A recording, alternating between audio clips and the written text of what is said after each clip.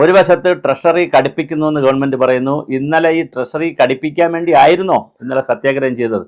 കാരണം ആദ്യം വിളിച്ച് പറയുക ഇവിടെ ഒന്നുമില്ല എന്ന് പറഞ്ഞിട്ട് പിന്നെ പട്ടിണിയാണെന്ന് പറഞ്ഞിട്ട് വീട്ടിനകത്ത് ആദ്യം ഗോഡൗൺ തുറന്ന് കാണിക്കും ഇവിടെ ഒന്നുമില്ല കേട്ടോ എന്ന് പറഞ്ഞതിന് ശേഷം പറയും ആ കഞ്ഞിയൊന്നുമില്ല എല്ലാവരും പൊക്കോളി എന്ന് പറയും എന്ന് പറയുന്ന ഒരു പ്രിൻസിപ്പിളാണോ മുഖ്യമന്ത്രി ഇന്നലെ എടുത്തത്? ഇന്നലെ സത്യാഗ്രഹം ഇരുന്നു, കരിക്കൊക്കെ കുടിച്ചു. പക്ഷെ വളരെ സന്തോഷത്തോടു കൂടി അദ്ദേഹം പറഞ്ഞു ഇവിടെ ഒന്നുമില്ല, അണ്ടിപ്പരിപ്പും കരിക്കേ ഉള്ളൂ, അത് പിന്നെ കഴിച്ചു, വേറെ ഇവിടെ ഒന്നുമില്ല എന്ന് പറഞ്ഞിട്ട് ഖജനാവ് കാലി എന്ന് പറഞ്ഞിട്ട് വന്നിരുന്നു. കുറേ കേന്ദ്രത്തിനെയൊക്കെ തെറിയും പറഞ്ഞപ്പോൾ നമ്മുടെ രാജീവ് ചന്ദ്രശേഖർ 2 പ്ലക്കാർഡുമായിട്ട് വന്ന അദ്ദേഹം പ്ലക്കാർഡ് പ്രസ് കോൺഫറൻസ് എന്നാണ് അദ്ദേഹത്തിൻ്റെ പ്രസ് കോൺഫറൻസ് അറിയപ്പെടുന്നത്. പ്ലക്കാർഡ് പിടിക്കും അദ്ദേഹം. ഇത് 2 പ്ലക്കാർഡ് പിടിച്ചു. ഒന്ന് UPയുടെ കാലത്ത് കൊടുത്ത പൈസ, രണ്ടാമത് പിന്നെ NDAയുടെ കാലത്ത് കൊടുത്ത പൈസ. അപ്പോൾ 7000 കോടി അപ്പോൾ കൊടുത്തപ്പോൾ ഇവിടെ 1 ലക്ഷം കോടി കൊടുത്തു എന്ന് പറഞ്ഞ് അദ്ദേഹം 2 പ്ലക്കാർഡുമായിട്ട് വന്നു. പ്ലക്കാർഡ് കണ്ടപ്പോൾ വീണ്ടും പിണറായിക്ക് വട്ടായി. പിണറായി പറഞ്ഞു അങ്ങനെയാണെങ്കിൽ ട്രഷറി ഇതിൽ അടച്ചിടുന്നു, ഇവിടെ ട്രഷറി നിയന്ത്രിക്കാൻ തീരുമാനിച്ചു.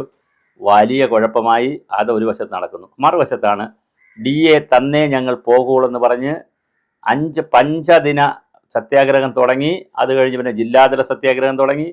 അത് കഴിഞ്ഞിട്ട് ജില്ലാതല ഉപവാസങ്ങൾ നടത്തി. അത് കഴിഞ്ഞ് ബ്രാഞ്ച് തലത്തിൽ സമരം ചെയ്ത്. അത് കഴിച്ച് കാസർഗോഡും തിരുവനന്തപുരം വരെ യാത്ര നടത്തി. അത് കഴിഞ്ഞ് സെക്രട്ടേറിയറ്റ് ഉപരോധിച്ച്. എന്തൊക്കെയാണ് സെക്രട്ടേറിയറ്റ് ഉപരോധിച്ച്. അത് കഴിഞ്ഞിട്ട് മാർച്ച് മുതൽ നിരന്തര സമരം. ഇത് ഇവിടെ പോയിരുന്നു ഇത്രയും നാളെന്നുള്ളതാണ്. കേരള NGO അസോസിയേഷൻകാർ എവിടെ പോയി എന്നാണ് നമുക്ക് അറിയേണ്ടത്.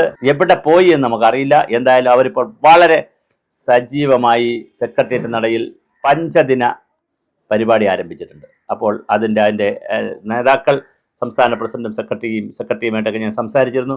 വളരെ ഗൗരവതരമായി അവരൊരു സമര പരമ്പര തന്നെ കൊണ്ടുവരികയാണ്.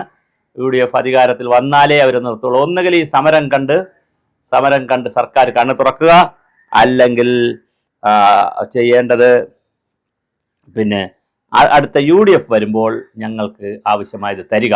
ഇതാണ് അവരുടെ ലക്ഷ്യം. 2-3 മാസം സമരം ചെയ്ത് ഒന്നുകിൽ ഈ സമര സമയത്ത് സർക്കാരെ കണ്ണു തുറക്കൂ, അല്ലെങ്കിൽ ഞങ്ങളുടെ ഭരണം വരുമ്പോൾ ഞങ്ങൾ കണ്ണ് കൂത്തി തുറക്കും എന്നുള്ള ഒരു ലൈനിലാണ് ഇപ്പോൾ നിൽക്കുന്നത്.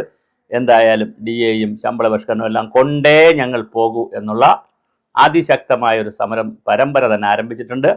അത് നമ്മൾ കളിയാക്കാനൊന്നും പറഞ്ഞല്ല, വളരെ വലിയ സമരം. ഇത് കുറേ നേരത്തെ നടത്തേണ്ടിയിരുന്നു.